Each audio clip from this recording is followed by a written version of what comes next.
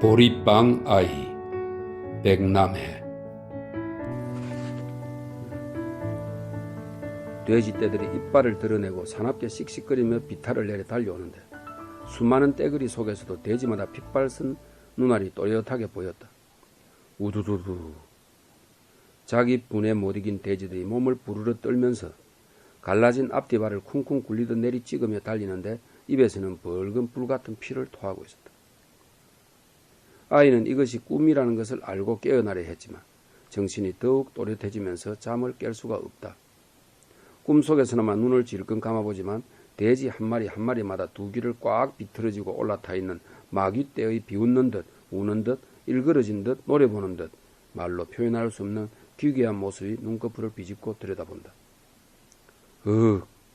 몸서리를 치며 두 손을 꽉 쥐자 지팡이가 잡힌다. 눈을 뜨지 못하면 잡아먹힐 것 같은 두려움에 눈을 번쩍 뜨자 맑은 하늘의 별이 쏟아진다. 엄청난 두려움에 다시 얼른 눈을 감았다가 조심스럽게 조금씩 눈을 뜨며 주위를 살핀다. 아직도 눈 속의 돼지떼가 마귀를 태우고 마구 달려올 것만 같다. 곧 새벽이 밝아오려는지 사위는 더욱 어둡고 별은 슬프게도 아름답다. 주위가 안전하다는 것을 확인한 아이는 천천히 일어나 앉아 꺼져가는 모닥불을 지팡이로 뒤적인다. 불씨는 거의 사그라지고 재만 풀썩 날린다. 으스스한 새벽 한기에 이불 대신 덮었던 겉옷을 당겨 여민다. 조금만 더 잘까 생각하다 일찍이 서 있는 야윈 무화과 나무를 멍하니 바라본다. 새벽 어둠 속에 형체만 어렴풋이 보이지만 웬일인지 말라 비틀어져 있다. 무화과 철이 아니어서 아무도 관심을 가지고 보지 않았지만 아이 눈에는 이상한 기운이 서려 있는 것이 느껴졌다. 무슨 연유일까? 눈을 반쯤 감으며 지그시 바라보자 어렴풋하던 형체가 조금 더 뚜렷해진다. 새벽 어둠 속에 그림자가 있을 리 없는데 그림자 같은 것이 춤을 추고 있다. 퍼뜩 놀라 눈을 뜨니 꿈이었다. 그새 깜빡 잠이 들었나 보다. 하긴 하루 종일 걸었으니 피곤하지 않겠는가. 지팡이를 들어 땅을 가볍게 툭툭 두어 번 치고는 보찜을 끌어당겨 베고 누워 겉옷을 목까지 끌어올려 덮고 다시 하늘을 쳐다본다. 곧 날이 밝아오리라. 깊고 긴 어둠도 새벽의 한 줄기 비치면 모두 끝나리라. 부모님의 죽음 이후 마음 놓고 웃을 수조차 없던 시절, 돼지치기가 되어 사람들로부터 따돌림 당하려고 살던 그 시절. 그러나 이제 곧 날이 밝으리라. 날이. 아이는 다시 까무룩 잠이 든다. 잠이 든 것일까? 꿈이라도 꾸는 것일까? 새벽이 밝아올 즈음 한 무리의 사람들이 들이닥쳐 아버지와 어머니를 그저께 둘둘 말아 짐짝처럼 끌고 갔다. 열흘 전인가 어머니가 온몸이 불덩어리가 되어 알아 누우시더니 다음날 병간하시던 아버지마저 몸져 누우셨다. 한 번 걸리면 살아나기 힘든 돌림병에 걸린 것이다. 그리고 그날 새벽 사람들은 반송장이 된 부모님을 죽기도 전에 그저께 말아 끌고 가버린 것이었다. 물 한 모금 마시지 못한 부모님은 이미 삶에 대한 희망의 끈을 놓아버렸는지 아무런 저항도 하지 않았다. 그러나 아이를 바라보는 눈빛만은 한없이 깊은 연민의 정이 배어 있었다. 수천 년, 아니 수천만 년을 흘러도 말하지 않을 눈물의 강은 소리였지만 그 어떤 절규보다도 크게 요동치며 폭발하여 흘러내리고 있었다. 아버지의 눈은 묻고 있었다. 아니, 소리치고 있었다. 신은 있는가? 자비하신 하나님은 어디 계시는가? 아이는 울지도 못하고 집 한 구석에 꾸며진 채 그렇게 몇 날을 지냈다. 배도 고프지 않고 깊은 잠을 잘 수도 없는 날이었다. 두려운 것도 두렵지 않은 것도 아니었다. 이대로 영영 세상과 끊어져 아무도 알지 못한 채 가루가 되어 바람길에 훌훌 날아가 버리고 싶었다. 며칠이 지나 밤이 이슥한 때 옆집 아주머니가 뒤주의 보리를 훔치러 왔다가 푸른빛이 도는 안광에 기겁을 하여 달아났다가 데려온 사람들에게 밖으로 끌려 나와서야 아이는 다시 세상과 만났다. 부모님이 계시던 세상과 그렇지 않은 세상은 너무나 달랐다. 서로 아이의 소유권을 주장하며 데려가려고 소리쳤고 결국 목소리 큰 동네 건달에게 아이의 소유권은 넘어갔다. 아이에 대한 소유권은 그나마 남아있는 가난한 집채와 가재 도구에 대한 소유권이었다. 사람들의 눈이 있는지라 건달은 얼마간 아이에게 밥을 먹였다. 그러나 얼마 지나지 않아 건달은 새벽 설이 내리던 날 아이를 조용히 끌고 나가 마을 밖에서 노예 상인에게 팔아버렸다. 아마 그 돈으로 며칠 투전판에서 한창 끝발을 올렸습니다. 노예상은 다시 돼지치기로 팔아버렸고 돼지 속에 섞인 아이는 돼지와 다를 바 없는 삶을 살게 됐다. 아이는 그날 이후 한 번도 웃지 않았다. 지난 생각에 뒤척이다 날이 밝아오자 아이는 일어나 앉아 마른 세수를 하고 보찜을 열어 보리빵을 끄집어낸다. 물고기도 구울 까다가 모닥불이 꺼져버린 것을 보고 그냥 보리빵만 조금 떼어 씹는다. 입이 까칠하니 빵이 모래처럼 입안을 굴러다녔다. 양 위장으로 만든 물주머니 뚜껑을 열고 면목은 물을 들이키자 입안이 개운해지며 빵이 넘어간다. 다시 빵을 떼어 입안에 넣고 오물거리며 오늘 하루를 생각한다. 이제 어디로 가야 하나? 여기저기 떠도는 소문만 듣고 무작정 길을 떠나왔는데 오늘은 또 어디로 가야 하나? 어디서 그분의 이야기를 들을 수 있을까? 멍하니 앉아서 고민하다 새벽 으스름을 가르고 나는 새 한 마리를 보자 그분이 하셨다는 말씀이 떠올랐다. 겉문만 잔뜩 뜬 율법학자가 당신을 따르겠다며 큰 소리를 치자 그 모습이 한심하였던지 여우도 굴이 있고 하늘의 새들도 보금자리가 있지만 사람의 아들은 머리를 기댈 곳조차 없다 라고 하셨다는 말씀이 떠올랐다. 율법학자는 그분의 말씀을 듣고는 슬며시 도망을 가버렸다고 했다. 그분을 따르는 길이 얼마나 어려운지 생각지도 않고 순간적 기분에 따라 나섰겠다고 큰소리 쳤지만 율법학자같이 남 부를 게 없는 사람이 가난하고 버려진 이들의 친구인 그분이 하는 고생을 함께 할 수 있겠는가 말이다. 그런 면에서 자신은 얼마든지 그분을 따를 자신이 있었다. 그 말씀이 바로 자신을 두고 하신 말씀 같아서 배시시 웃음이 나왔다. 여기까지 생각을 하다 아이는 흠칫 놀랐다. 자신이 너무 어른이 되어버린 것 같아 스스로 무서웠다. 잡념을 털어버리듯 아이는 벌떡 일어나 짐을 챙겼다. 짐이라야 떨어져가는 샌들과 기운 겉옷, 지팡이, 물주머니, 배낭과 돌팔매 가죽끈과 돌 몇 알이었다. 짐을 다 챙긴 후 주위를 한번 쓱 둘러보고 바람 부는 쪽을 멀찍이 한동안 쳐다보다 허리를 숙여 샌들을 고쳐 신고 힘차게 발을 내디뎠다. 바람 같은 그분이 어디 있는 것을 안다고 한들 하나님께서 끌어주시지 않으면 어찌 만나랴. 그러니 그분이 어디 계시는지 알지 못한다 한들 무엇이 걱정이랴. 내일을 걱정하지 마라. 내일 걱정은 내일이 할 것이다. 라고 하셨다는 그분 말씀이 떠올라 더욱 힘이 났다. 해질녘 아이는 자그마하지만 잘 정리된 마을에 들어섰다. 여기저기 밥 짓는 연기가 피어오르고 엄마들은 제 아이들을 불러들이고 있었다. 온종일 흙구덩이에서 뛰고 뒹굴던 아이들이 제 엄마 목소리에 이끌려 하나둘 집으로 돌아갔다. 아이는 시장길을 느끼며 마을 한 구석 한적한 곳에 자리를 잡고 보찜을 풀었다. 둘 셋씩 짝을 맞춘 사람들이 가끔 지나다 아이를 낯선 듯 흘끔흘끔 쳐다보곤 하였다. 보리빵을 꺼내어 물과 함께 조금씩 뜯어 저녁을 먹고 있는데 5-6명의 어른들이 아이 옆에 자리를 잡고 앉았다. 차림새가 먼 여행을 떠나온 사람들 같았다. 자리를 잡았으면 보찜을 풀고 요기를 해야 할 텐데 서로 눈치만 보는지 딴청을 부리고 있었다. 서로 남의 보찜을 힐끔거리며 자신의 보찜을 풀어놓기를 망설이고 있었다. 심지어 아이가 먹고 있는 보리빵을 쳐다보는 눈빛이 탐욕스럽게까지 느껴졌다. 아이는 어른들의 모습을 보면서 화가 나다가 이내 연민의 정이 느껴졌다. 아이는 먹던 빵이지만 어른들에게 내밀며 말했다. 아저씨 이 빵 드실래요? 아이의 말에 어른들은 부끄러움을 느꼈는지 피식 웃으며 한 사람이 말했다. 그래 고맙지만 우리도 빵이 있단다. 너나 많이 먹어. 말을 꺼낸 사람이 먼저 보찜을 열고 낮에 먹다 남은 빵 조각을 꺼내 조금씩 떼어 먹기 시작했다. 그러자 옆의 어른들도 자기 보찜을 열고 빵을 꺼내어 요기를 하였다. 빵을 먹던 어른들이 서로 눈이 마주치자 겸연쩍은 듯 씩 웃었다. 아이도 덩달아 기분이 좋았다. 한 어른이 자기 빵을 크게 한 줌 떼서는 아이에게 먹으라고 주었다. 부드러운 흰 밀빵이었다. 늘 거친 보리빵만 먹던 아이는 흰 밀빵을 받아들고는 뻘떡 일어나서 인사를 꾸벅하였다. 너무나 고마웠다. 그런데 이상하게 고맙습니다라는 말이 입 밖으로 나오질 않았다. 부모님이 돌아가신 후 자신에게 사심없이 웃으며 빵을 준 사람은 처음이었다. 고맙습니다라고 다시 말을 했지만 목이 꽉 차면서 울컥 올라오는 것이 말을 할 수가 없었다. 그 마음을 알기라도 한다는 듯 빵을 준 아저씨가 조용히 손을 내저으며 조용히 말하였다. 먹어 별것도 아닌데 뭘. 어른인 우리가 부끄럽지 히히.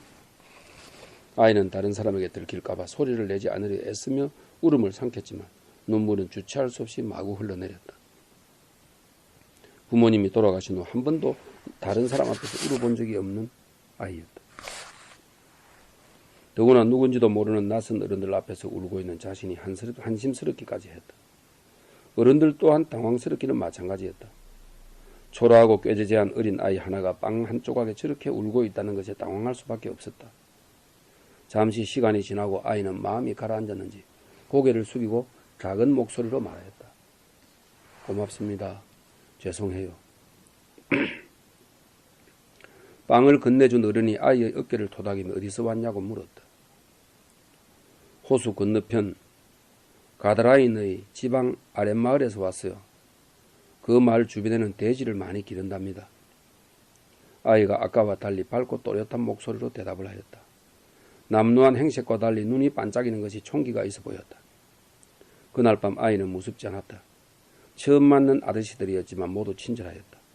멀리서부터 그분의 소문을 듣고 만나러 나선 길이라 하였다. 새로운 세상을 찾아서 삶의 의미와 방향을 알고 싶어서, 정말 하나님께서 계시는지 알고 싶어서, 그분이 행하신다는 기적이 못내 궁금해서 아저씨들의 이야기는 끝없이 이어졌다. 아이는 어른을 통해 그분에 대한 새로운 이야기를 들으며 더욱 가슴이 설레었다. 꼭 그분을 만나야겠다는 생각이 굳어지며 한시라도 빨리 뵙고 싶다는 생각이 간절하였다. 이야기가 잦아들 무렵 어른들은 아이의 존재를 알아챈 듯 물었다. 얘야, 넌 어째서 길 위에서 지내니? 부모님은 안 계시니? 어른들의 눈이 모두 아이에게로 쏠렸다. 아이는 당황스러운 얼굴로 어른들을 바로 보지 못하고 반쯤 고개를 돌리고 바라보았다. 어른들의 눈이 궁금하니 얼른 이야기하라고 재촉하고 있었다.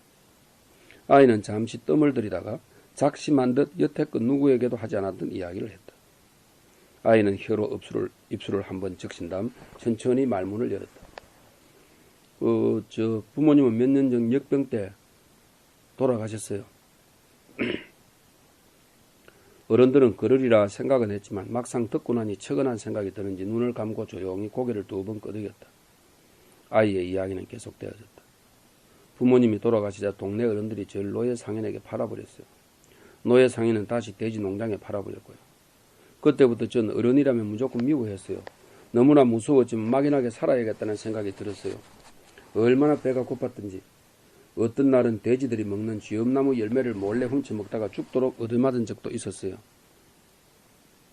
어른들은 자신들이 살아온 이야기 같아 목이 메어갔다.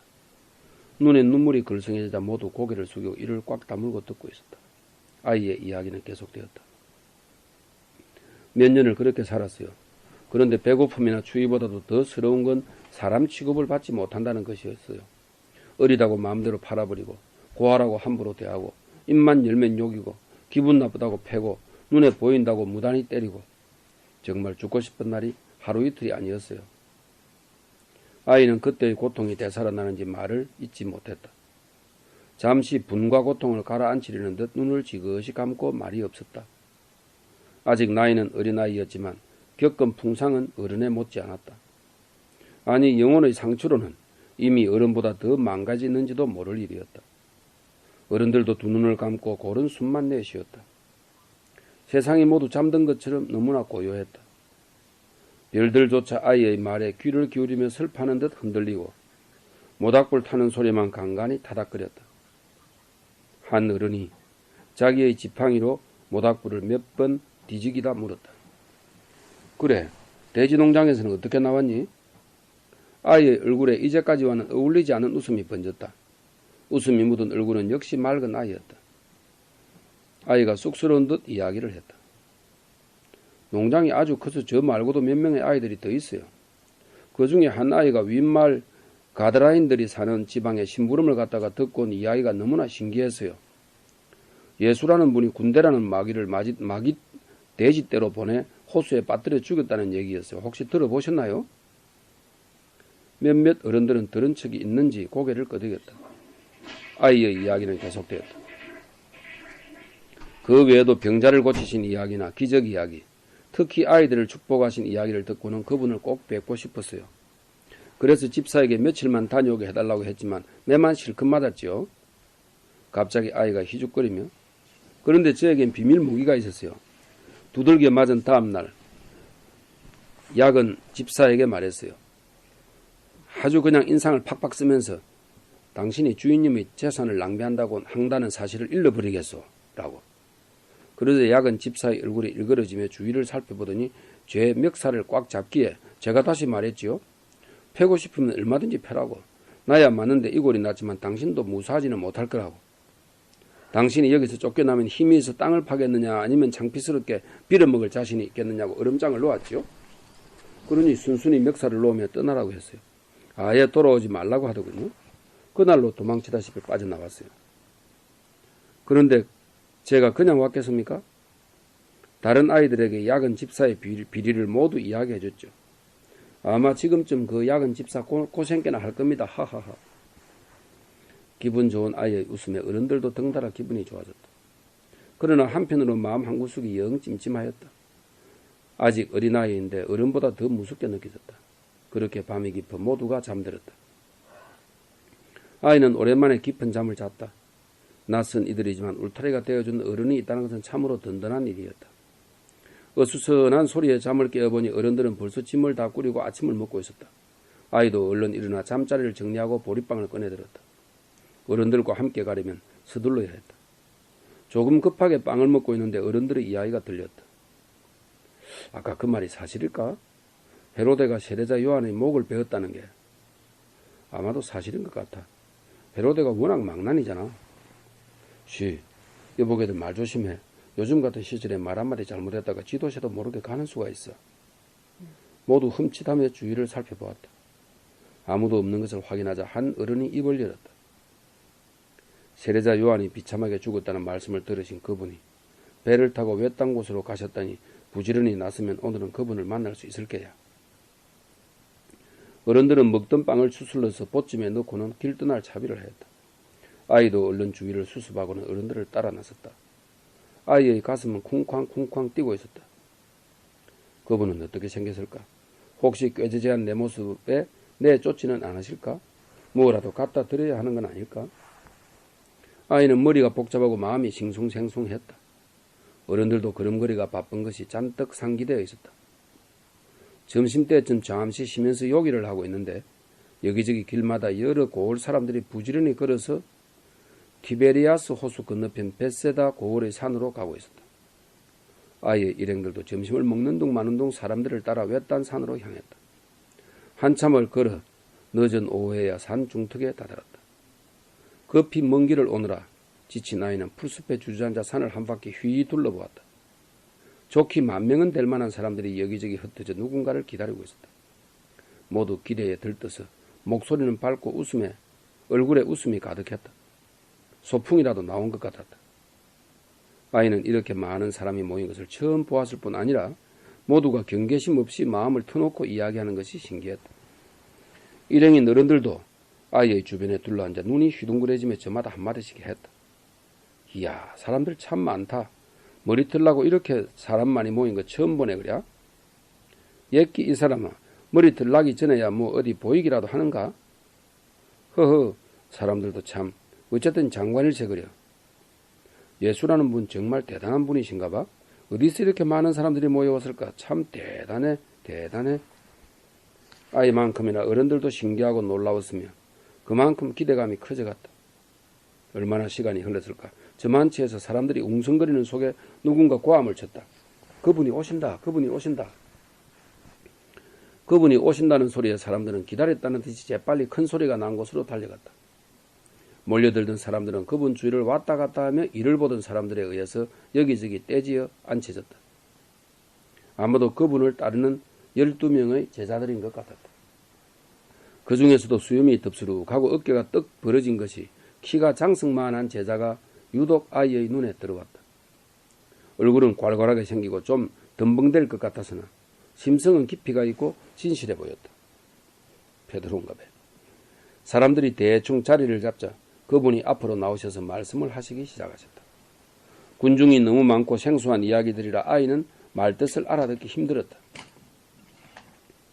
말씀을 하시던 그분이 처근한 눈으로 군중을 둘러보시고 병자들에게 다가와 그들을 고쳐주셨다.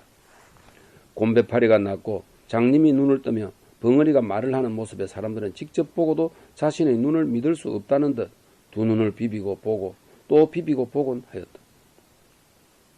기적의 순간마다 여자들은 놀라고 경유하는 마음에 두 손을 마주 비비며 연신 허리를 꺾어 절하고 또 절하였다. 제법 입성이 반듯한 배운 자들은 말로 설명할 수 없는 은총의 순간을 받아들이지 못하고 서로 쳐다보며 입을 다물지 못하면서도 좁은 인간의 이성으로 해석하려고 연신 떠들어댔다. 그러나 그 모든 것이 무슨 의미가 있겠는가? 가장 약하고 사람들에게 버림받은 자들, 하나님의 어여쁜 자녀들에게 내리는 주님의 사랑이 어떻게 인간의 좁은 이성으로 해석될 수 있으며 어떻게 어리석은 인간의 지식으로 판단될 수 있겠는가? 기적의 순간도 지나고 들뜬 분위기가 가라앉자 그분은 천천히 말씀을 이어가셨다. 그분의 음성은 부드러우면서도 확고하였다. 강하면서도 인자하였다. 말씀이 끝날 즈음 아이의 일행들이 벌써부터 작당을 한 듯 아이를 번쩍 들어서 그분께 데려가 쓰다듬어 축복해달라고 청하였다. 그러자 제자들이 꾸짖으며 아이와 일행들을 물리치려 하였다. 그러나 그분께서는 이렇게 이르셨다. 어린이들을 그냥 놓아두어라. 나에게 오는 것을 막지 말라. 사실 하늘나라는 이 어린 아이들과 같은 사람들의 것이다. 그분이 손을 내밀어 머리를 쓰다듬으시며 낮은 소리로 축복의 기도를 해주셨다. 아이는 정신이 멍해지면서 아무 소리도 들리지 않았고 아무것도 보이지 않았으며 아무 생각도 나지 않았다. 얼마나 지났을까? 짧은 시간이었지만 아이는 영혼의 시간을 체험하였다. 그분 안에서 얻을 수 있는 영원한 생명의 시간, 그분의 손길에서 느껴지는 온 우주를 담은 사랑이 세상을 향한 굳어버리고 날이 선 아이의 마음을 녹였다. 차츰 정신이 돌아오자 아이는 소리 없이 눈물을 흘리고 있는 자신을 보았다.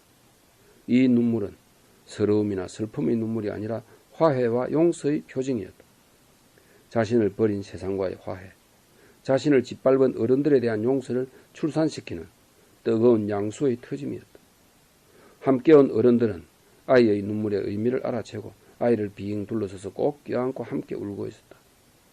이 아이는 자신들의 또 다른 모습이었다. 그분께서도 조용한 미소로 함께하고 계셨다. 해가 뉘엿하니 긴 그림자를 만들며 산 중턱에서 밑으로 깔아앉고 있었다. 저녁 때가 되자 제자들이 그분께 다가와 말하였다. 여기는 외딴 곳이고 시간도 이미 지났습니다. 그러니 군중을 돌려보내시어 마을로 가서 스스로 먹을거리를 사게 하십시오. 제자들의 말을 들으신 그분께서는 군중과 제자들을 천천히 번갈아 둘러보신 다음 말하였다. 저 사람들이 먹을 빵을 우리가 어디에서 살 수 있겠느냐? 그분께서는 제자들을 시험해보고 계신 듯 했다. 이미 그분께서는 당신이 하시려는 일을 이미 잘 알고 계셨다. 제자가 그분께 대답하였다. 저마다 조금씩이라도 받아먹게 하자면 200데나리온어치 빵으로도 충분하지 않겠습니다. 축복을 받고 그 자리에 앉아있던 아이는 이 모든 이야기를 들을 수 있었고 아이는 알 수 있었다. 누가 가르쳐서도 아니고 어떤 표징 때문도 아니었다.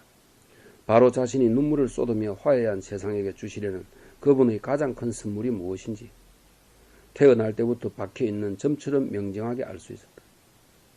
아이는 자신의 보찜을 뒤죽여서 가지고 있는 모든 것을 꺼내놓았다. 보리빵 5개와 물고기 2마리였다. 아이는 자신을 다시 태어나게 하신 그분께서 하시고자 하는 일을 위해 모든 것을 내어놓을 준비가 되어 있었다. 아이는 아무런 망설임이나 끄리낌 없이 바로 옆에 있는 제자에게 보리빵과 물고기를 내밀었다. 제자는 빵과 물고기를 받아들고 어리둥절한 눈으로 아이를 쳐다보다가 옆에 서 있는 자신보다 나이가 더 있어 보이는 제자에게 속삭이듯 말했다. 형님, 이 아이가 보리빵과 물고기를 내어놓는데요. 어떻게 할까요? 나이가 있어 보이는 제자는 아이의 눈에 유독 떠있는 수염이 덥수룩한 제자였다. 유심히 아이를 바라보던 수염 덥수룩한 제자가 말했다. 그분께 갖다 드리라. 과부의 헌금보다 더 귀한 봉헌물을 오늘 받았구나. 수염의 제자는 아이의 머리를 말없이 쓰다듬으며 미소 지었다. 수염의 동생인 제자가 그분께 말했다. 여기 보리빵 5개와 물고기 2마리를 가진 아이가 있습니다만 저렇게 많은 사람에게 이것이 무슨 소용이 있겠습니까? 그러자 그분께서 기다렸다는 듯이 자신이 하셔야 할 일의 작은 시작이 여기서부터라는 것을 보여주시기라도 하듯 이미 모여 자리를 잡고 있는 군중들을 둘러보시고 제자들에게 말하였다. 사람들을 자리 잡게 하여라. 그곳에는 풀이 많았다. 그리하여 사람들이 자리를 잡았는데 장정만도 그 수가 5,000명쯤 되었다. 여자와 아이, 노인들까지도 모두 장정들과 함께 자리에 앉아 무슨 일이 벌어질지 궁금한 얼굴로 서로 수군대고 있었다. 그분께서는 빵을 손에 들고 감사를 드리신 다음 자리를 잡은 이들에게 나누어 주셨다. 물고기도 그렇게 하시어 사람들이 원하는 대로 주셨다. 사람들은 아직 무슨 일이 벌어지고 있는지 알지 못했다. 그분께서 떼어주시는 빵과 물고기가 어떻게 그분의 손에 들리게 되었는지 알지 못하였기 때문이다. 아이의 일행들은 빵과 물고기를 받아든 순간 알게 되었다. 이것은 아이가 가진 모든 것이라는 것을. 아이를 만났던 그날 저녁 자신들의 마음을 열고 보찜을 열어 서로 나누게 한 바로 그 빵이라는 것을. 하나님의 기적은 그냥 우연히 이루어지는 것이 아니라 이렇게 나누고 열어 보이는 마음과 재물이 함께할 때 더 크게 이루어진다는 것을.